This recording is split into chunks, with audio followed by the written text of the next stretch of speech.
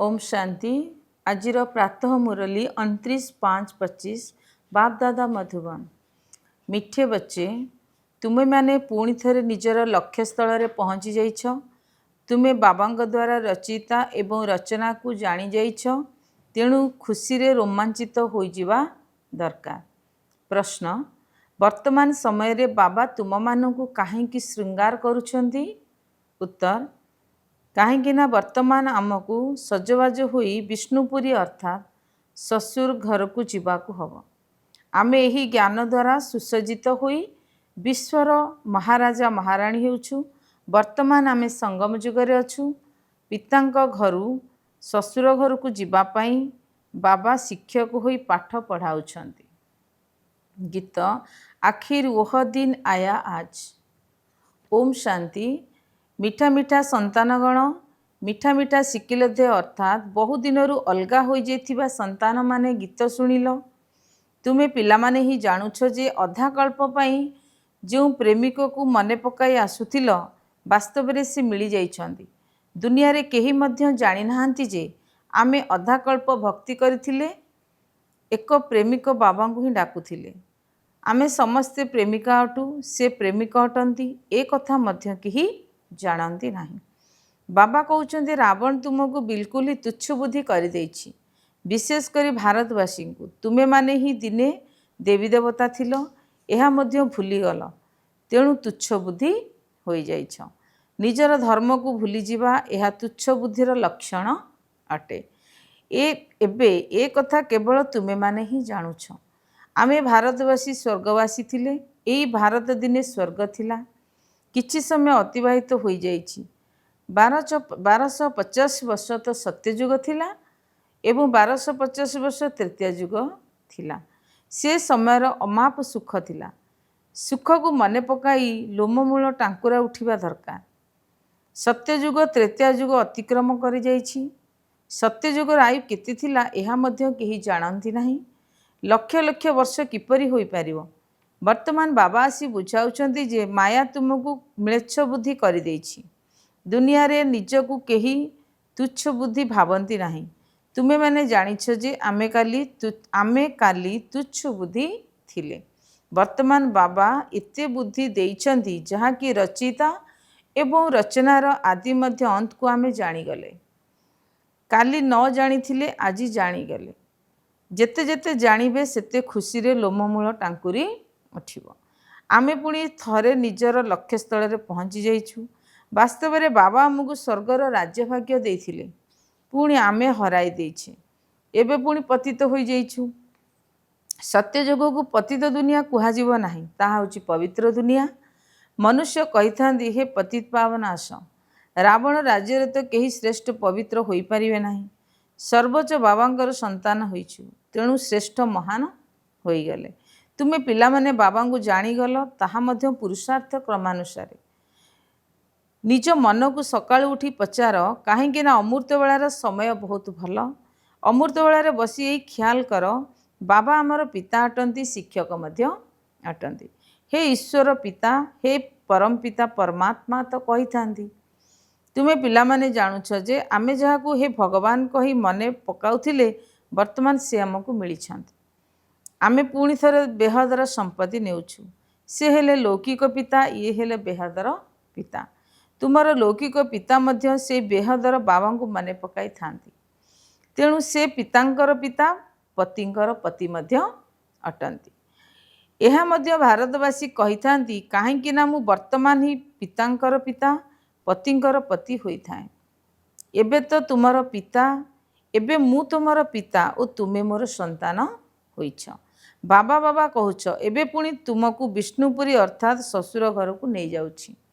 यह होउछि तुम पितांकर घर, पुणी ससुर घर को जीव। पिला माने जानुछंती जे आमको बाबा बहुत भल श्रृंगार कराउछंती। एबे तुमे पितांक घरे अछ ना। तुमको पाठ मध्य पढ़ा जाउछि। तुमे यही ज्ञान रे सुसज्जित होई विश्वर महाराजा महाराणी होउछ। तुमे एबे आसीछ विश्वर मालिक हेबा पई। तुमे भारतवासी ही विश्वर मालिक थिल जेतेबेले सत्ययुग थिला।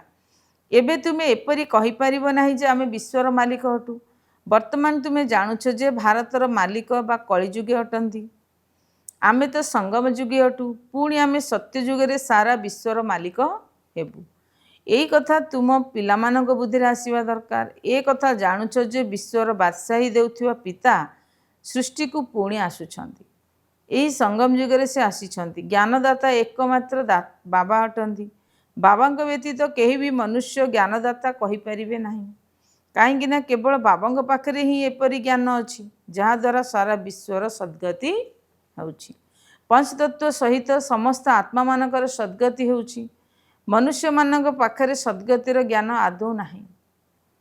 यही समय समग्र दुनिया पंचतत्व सहित सत्वप्रधान अटे। यही समय समग्र दुनिया पंचतत्व सहित तम प्रधान अटे। यह मध्य रहुथिबा आत्मा मध्य तम प्रधान अटंती। नुआ दुनिया सत्यजुग अटे। सत्यजुगीवासी देवता थिले। पुणी द्वापरु रावण सेमानक उपरे विजय प्राप्त करिनेला।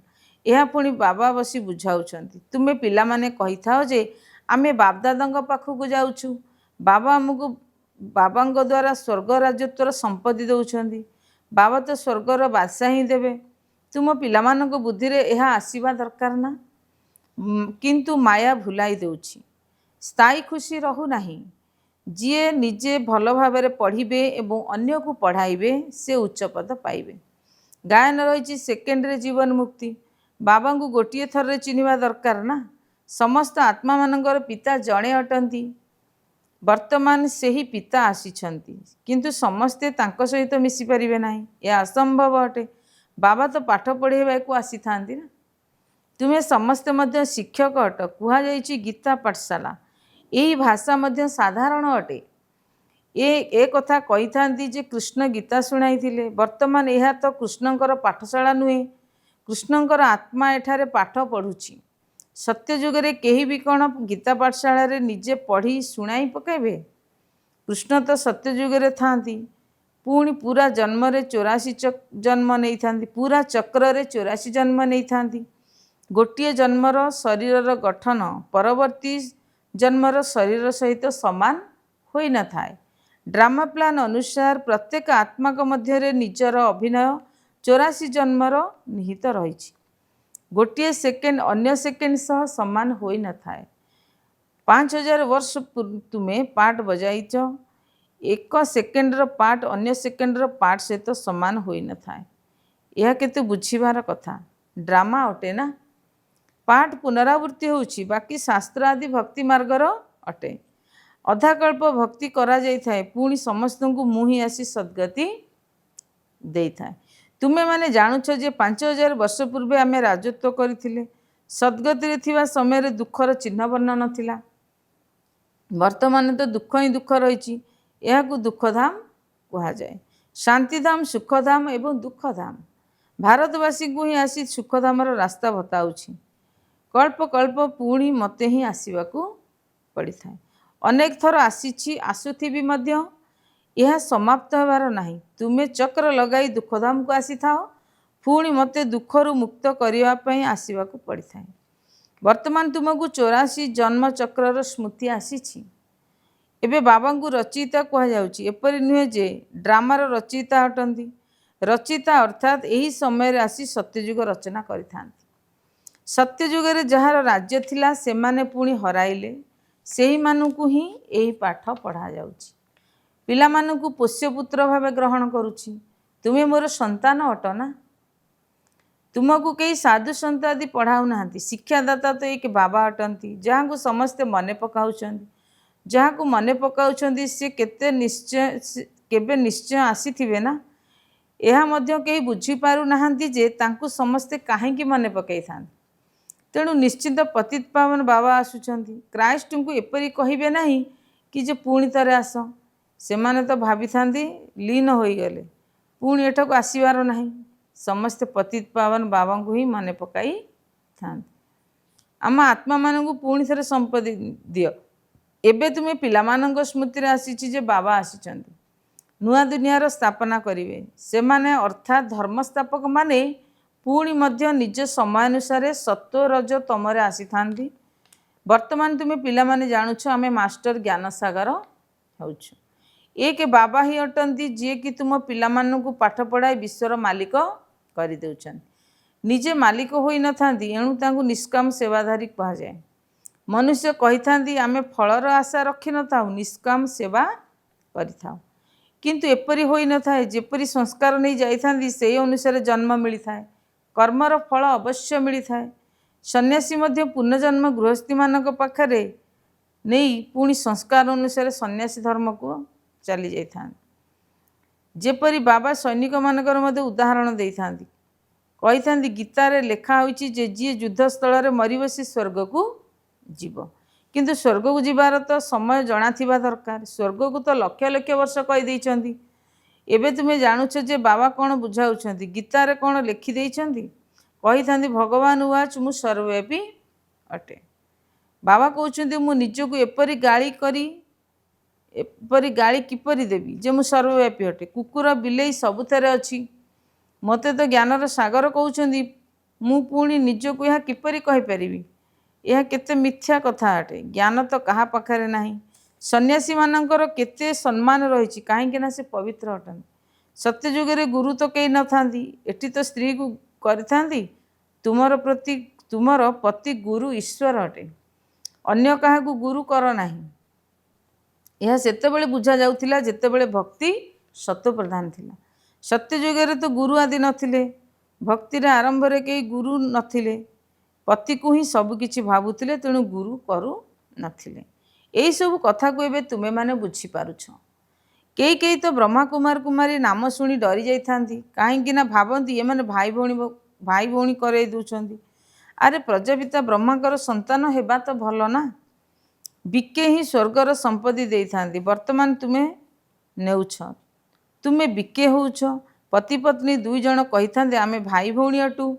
यह द्वारा शरीर अभिमान विकार दुर्गंध चली जाई थाए। आमे जड़े पितांगर संतान भाई भौणी अटू। विकारग्रस्त हेबा यह तो महापाप अटे।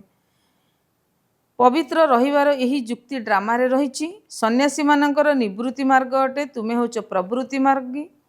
एबे तुमको एक छी छी दुनिया रू नीति नियम को छाड़ी यही दुनिया को भूलिया को हब।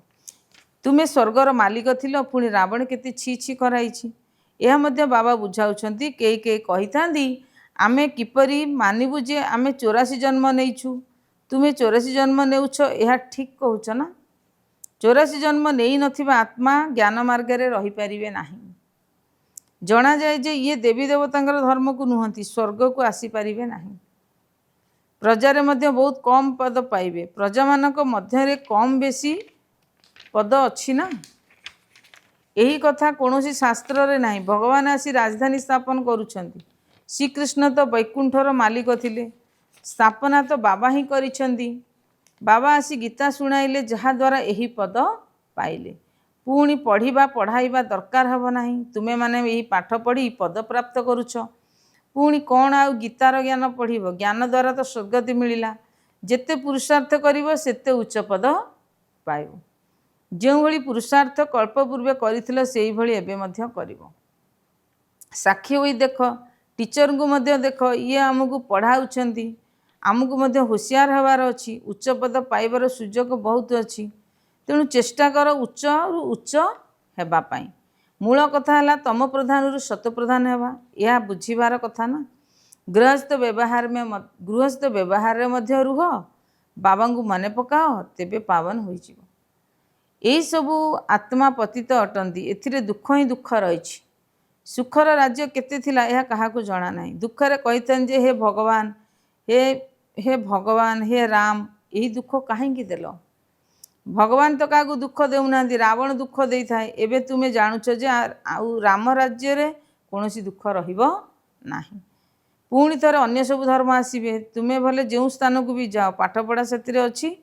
मनमना हबार लक्ष्य मध्य मिलिछि। बास बाबा को मने पकाओ। बाबा ठारू आमे स्वर्गर संपत्ति नेउछु ए कथा मने रखिबा दरकार। यही कथा पक्का मने रहिबा दरकार। तेबे ही अंतमति सौगति हब। अच्छा मिठे मिठा शिखिले दे संतान मानक प्रति माता पिता बापदादांकर मधुर स्नेह संपन्न शुभेच्छा एवं सुप्रभात। आत्मिक पितांकर आत्मिक संतान मानक नमस्ते। आत्मिक संतान मानक आत्मिक पितांकर नमस्ते नमस्ते नमस्ते। धारणा पाई मुख्य सारांश 1 नंबर। सकाळु सकाळु अमृत बेलू उठी विचार कर बाबा आमर पिता मध्य अटंती शिक्षक मध्य अटंती। एबे बाबा आम मानू ज्ञान रत्न रे सुसज्जित करने आसिछन्ति। से पितांकर पिता पतिंकर पति अटंती। एहीपरि चिंतन मध्य अपार खुशी रे अनुभव करने को हब। वरदान वाइसलेस अर्थात निर्विकारी हेबार शांति द्वारा सूक्ष्मवतन बा तीन लोकर अनुभव करुथिबा श्रेष्ठ भाग्यवान भव। जो पिलामानक भितर निर्विकारी स्थितिर शक्ति रही बुद्धिजोग बिल्कुल रिफाइन अर्थवा स्वच्छ यही भाग्यवान पिलामाने अति सहजरे तीन लोकर परिक्रमा करिपारिबे। तेबे सूक्ष्मवतन पर्यंत निजर संकल्प को पहुँचाई सर्वसंबंधर सारयुक्त स्मृति आदि सूक्ष्म स्मृति आवश्यक। यह ही होउची सबुठारु शक्तिशाली तार। यह भितर माया हस्तक्षेप करिपारिबो नाही। तेणु सूक्ष्मवतन रे चमकर अनुभव करने निजको वाइसलेस स्थितिर शक्ति रे संपन्न कर। स्लोगान कौनसी भी व्यक्ति वस्तु वैभव प्रति आकर्षित हेबा ही कंपोनियन अर्थात प्रिय साथी बाबा को संकल्प रे छाड़पत्र देवा। अव्यक्त इशारा आत्मिक राजयिता सहित पवित्रतार व्यक्तित्व को धारण कर। पवित्रता संगम युगी ब्राह्मण मानकर महान जीवनर महानता अटे एवं श्रेष्ठ श्रृंगार मध्य अटे। जेपरि स्थूल शरीर में विशेष भाव में निश्वास प्रश्वास चली रहा अति आवश्यक अटे। श्वासक्रिया नहीं तो जीवन नहीं। सेहीपरि ब्राह्मण जीवन श्वासक्रिया पवित्रता अटे।